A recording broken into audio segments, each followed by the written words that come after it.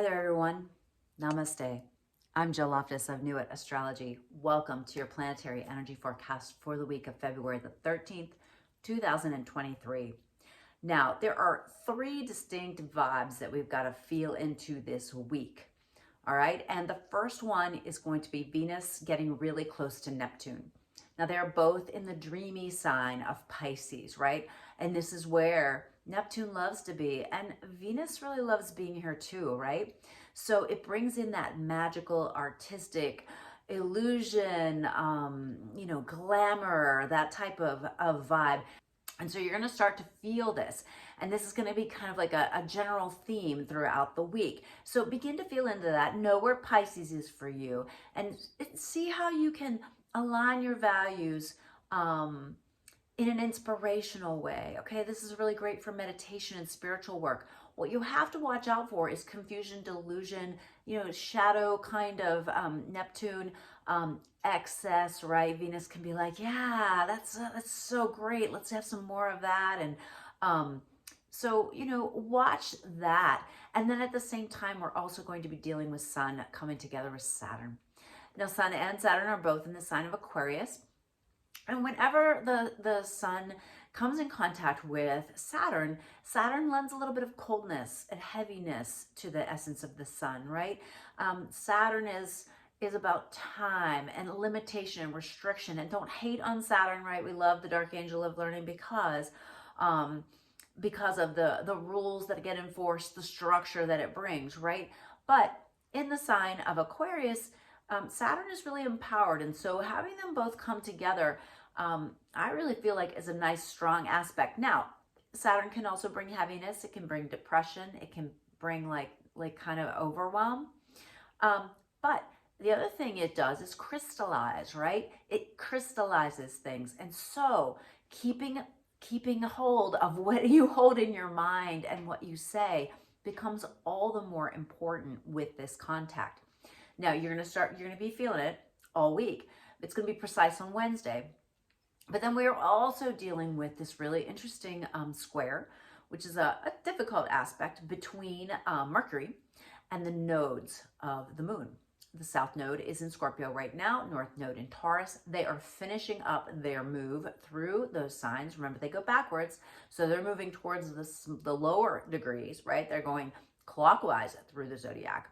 And so as they square to the Mercury, this is kind of like you have to turn a corner in those areas of life. So wherever Scorpio and Taurus are for you, you've got to really notice that Mercury pressure in Aquarius for you to realign those areas of life in some way. Now, I've talked about this before. This is like a 19-year cycle when you deal with the nodes. And so perhaps look back 19 years and see what was going on.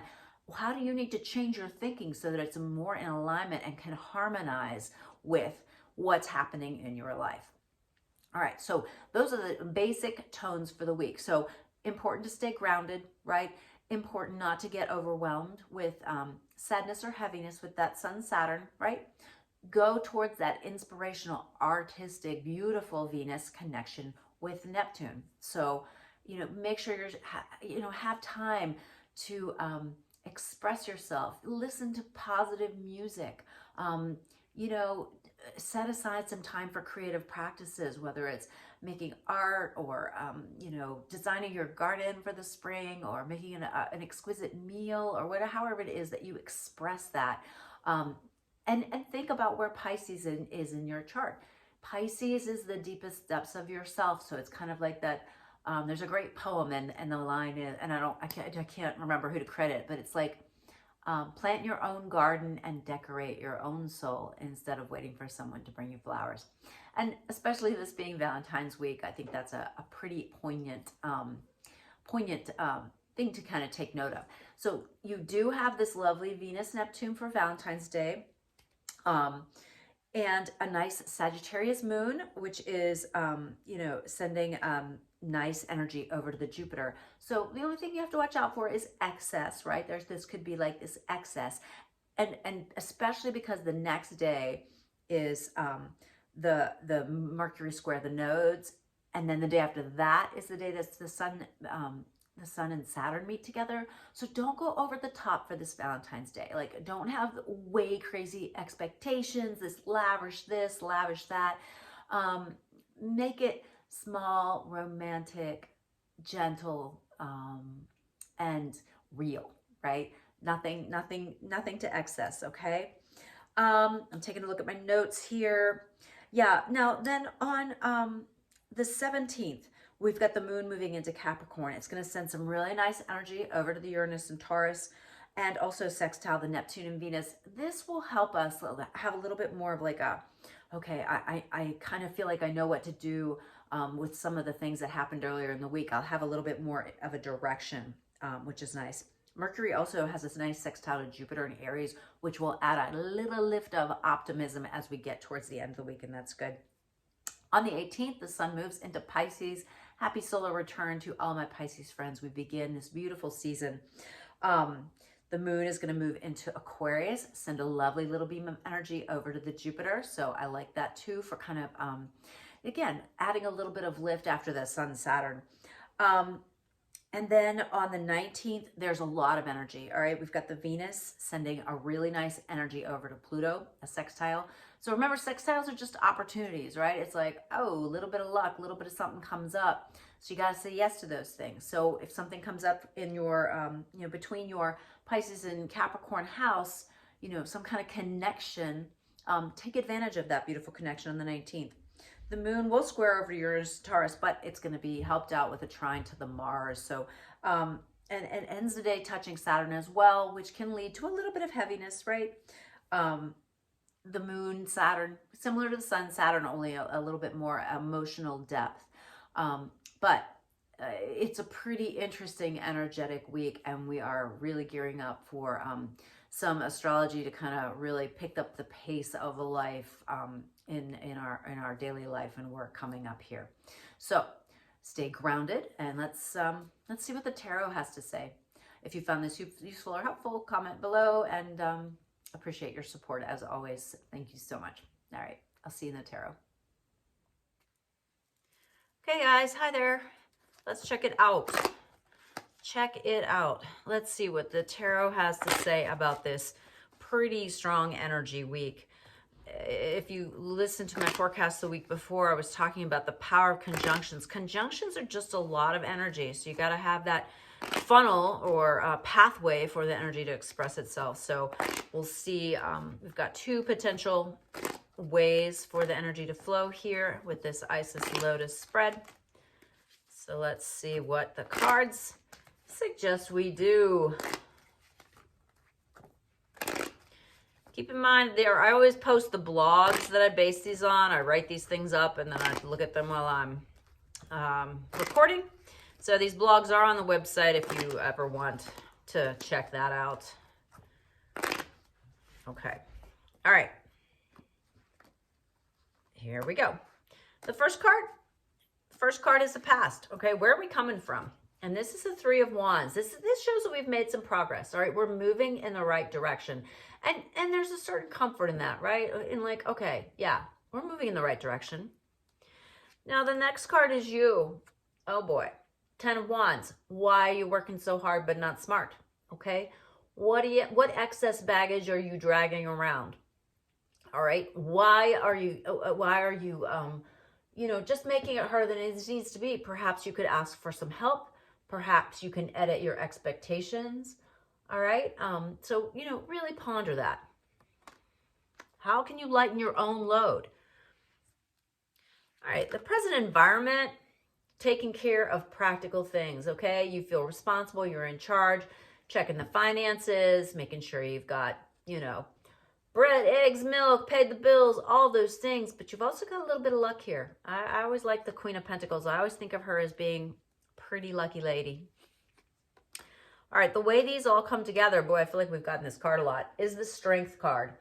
All right, this is a Leo card. This is strength through femininity, strength through receptivity, being patient, gentle, understanding, okay? Not by, being assertive and going in there and knocking heads, right? This is more like, hey, how can I be a better listener and be more compassionate and caring And that is going to really help to move me forward.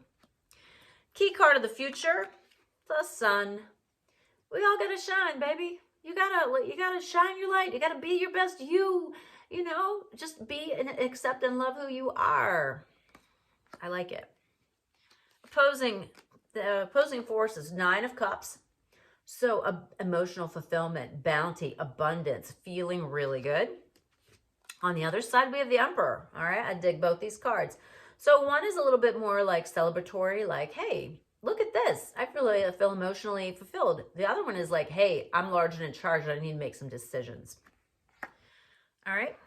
Near future card, key card, Wheel of Fortune. Yeah, you know it. Karma's going down this week. Stuff is going to be happening. And it's one of those things where you have to really look at the cycles.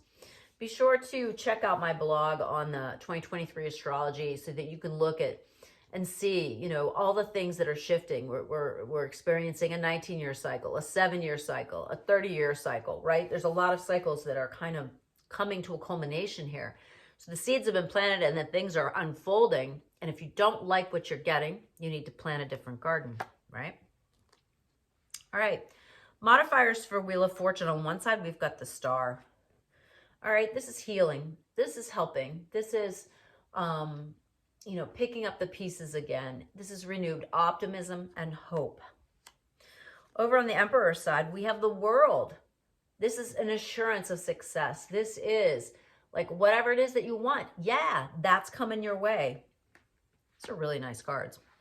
I'm digging it. All right, over here with the Star and the 9 of Cups, I've got the 2 of Wands. So apparently there's some kind of decision you got to make. All right, so if you're here, you're the sun, you're trying to like, you know, come forward with your essence. You've got this emotional abundance. You've got this karma unfolding. You're healing. You're restoring yourself. You're figuring it all out. You're, you know, you're becoming more optimistic. But there's a choice that needs to be made. A pathway needs to be taken. Paired with the World card, we have the lack card, or feeling left out or not belonging. And so here's this, you know, sun, right? And then you've got the Emperor. You're like making decisions. You're in charge. Karma goes down. You're really getting somewhere. But yet there's a concern about finances, or there's a sense that you're having to leave some people behind, or you feel left behind. So something to watch out for. 2 possible solutions or progressions. Well, over here on the 9 of Cups sides, we have the King of Pentacles. Excellent. All right. So good with money, figuring things out, being very practical, wise, making decisions based on practicality. Now, over on this other side, we have the 2 of Swords. All right. So here's you as the Emperor, right? You got the World card, so you're feeling really good about it, but yet there's this 5 of Pentacles and now the 2 of Swords. There's something you're willfully not seeing. What is it that you're trying not to see? Paired with the King of Pentacles, we have Justice, and fairness, balance, equity, things coming out the way they should in a positive way, having to weigh some things out and make some decisions. And this could be based on the 2 different pathways that you took, right? Paired with the 2 of Swords, we have the 2 of Pentacles. Be balanced, be wise, not too much, not too little, keep it Goldilocks, right? So very interesting spread. If you're moving towards the emotional fulfillment side, right? The healing, the choice, and then taking practical steps forward and things unfolding, or you're really stepping out there and putting yourself, you know, in this role of decision maker. And you're going to be good. It's going to be great. But pay attention to the money. Make sure you're not throwing too much money at it. Make sure you're not leaving behind people that you wouldn't want to leave behind. Make sure that you're seeing things clearly and go about things in a balanced way. Just because you're the emperor, it doesn't mean you have to be a dictator, right? That's the way I see this, okay? All right, well, let me know in the comments how your week goes. I would love to hear about it. I know it's going to be a big week for me, and I hope it's a wonderful week for you.